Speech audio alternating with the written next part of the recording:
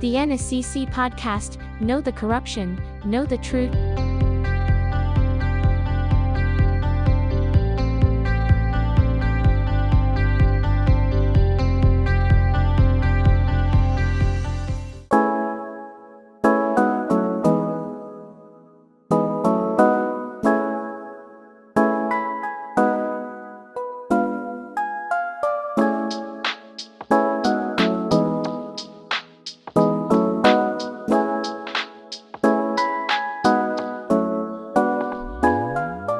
Whenever I talk about school children and school lunch, I get really serious. Because children are at a growing age and need food that is rich in nutrients and minerals that are very beneficial to the body. For what? To develop the brain and body to grow completely and be strong. I can guess what you are going to talk about today. The issue of children, good children, being cheated by adults like us on the school lunch of innocent children. It is really shameful. Sometimes they are full, sometimes they are not. Sometimes they get enough nutrients, sometimes they don't. It is really unacceptable. That's true, because often we hear news about school lunches, which, when you listen to it, are often news that has a significant hidden trick. It can be called corruption. More importantly, corruption even in school lunches. When it is exposed, it shakes the society for a while. This makes us realize that the problem of school lunches is really not ordinary. How is it not ordinary? Who would have thought that the problem of school lunches that affects the children's stomachs and brains would be affected by adults cheating? Why do they have to become victims who have to eat low-quality food? The amount of food is too little to eat. It has been continuously reported in the news. The truth that we cannot deny is that the main causes are due to three reasons: cheating, lack of budget, and unexpected events. To make matters worse, the problem is made worse by the cronyism between school administrators and educational areas that do not supervise each other. When a problem occurs, they help each other protect their own team. They do not care about the children at all. From what I know with solid information, the budget for school lunches for 5.8 million students in grades 1 to 6 has been full of recurring problems that cannot be solved. To solve and prevent it, it is necessary to disclose it, so that teachers, communities, and relevant agencies are aware of it, and manage it honestly. Then we can overcome it. Let's try to analyze the problems that come in different forms. For example, corruption. This is the main problem. It comes from greed, favoritism, bribery, and under-the-table money, starting from the school director, the teacher in charge of food preparation, or the cook. Behaviors that are seen include hiring contractors, hiring cooks, not buying enough ingredients, using cheap, low-quality ingredients, cooking small quantities of food that is not enough to eat, choosing to cook simple, low-cost food even though teachers and students are not satisfied, etc.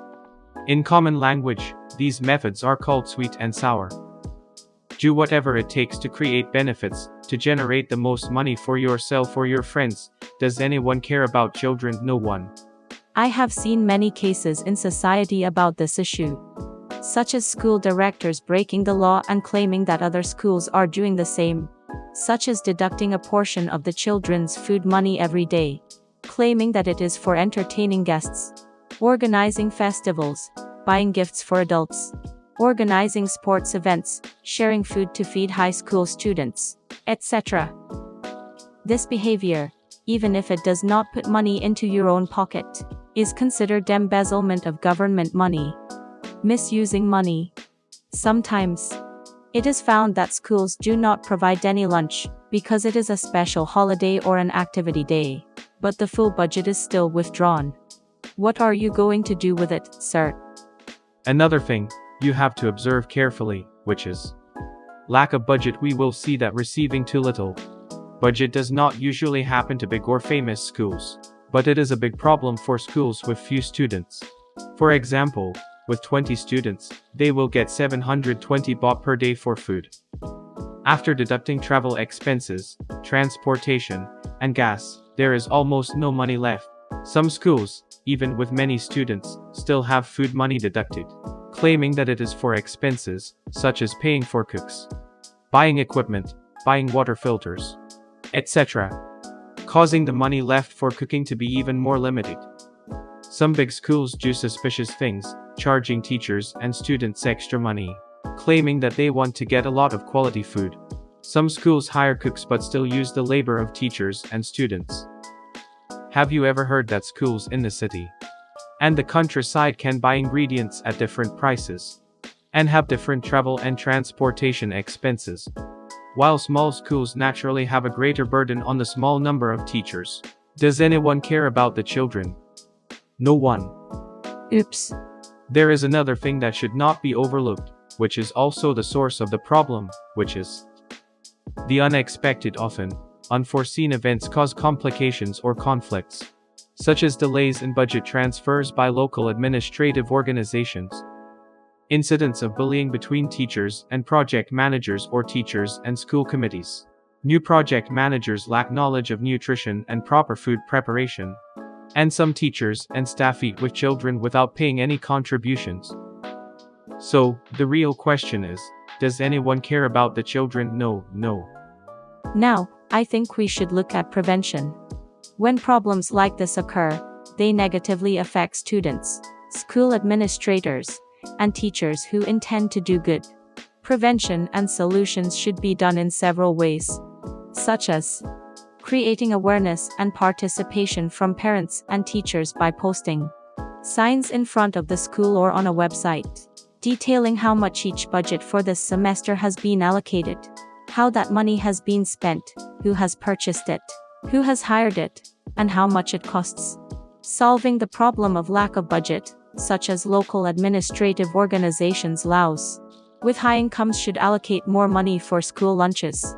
For example, in the case of the cabinet resolution setting the price of food per person at 22-36 baht, the local government organization may increase its own money to 32-46 baht or support the cost of building the place and equipment, transportation costs, wages for cooks, etc., including amending government regulations to be clear, such as what can or cannot be used for the money for children's food, to prevent the local government organization from transferring money to schools late, because they are waiting for confirmation of the actual number of students enrolled.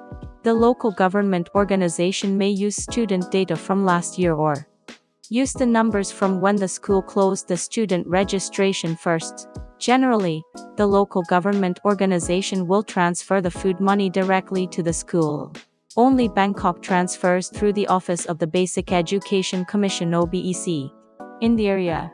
In such cases, the Bangkok Metropolitan Administration may have to act quickly and carefully. Students and teachers help monitor and expose if there is anything wrong.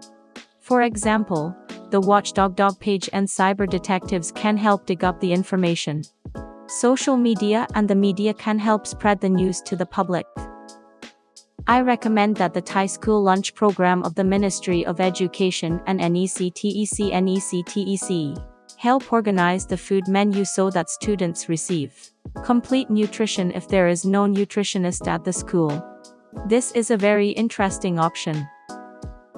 It is known that the anti-corruption organization ACT has developed the ACTAI Transparent Schools program as a medium between schools, administrators, students, parents, and communities, helping to create awareness of budget usage, management, problems, and needs of all parties. It is believed that this tool will help reduce conflicts that may occur in schools and communities in the future. If there is any money left over from food expenses, the school board should consider what to do with it. It is best not to leave it up to the director to decide for himself.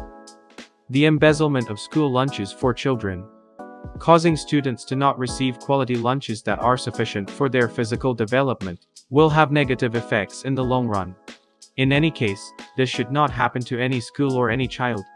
We have to go back to the original question: does anyone care about children? The answer lies with all of us. Whether the school lunches for Thai children today are plentiful or sparse, whether they are of quality or not, depends on all the adults involved. If they do not care about the country, they should care about the innocent children who will be the future of the nation. Honest, fair, professional, transparent, and verifiable. National Anti-Corruption Commission.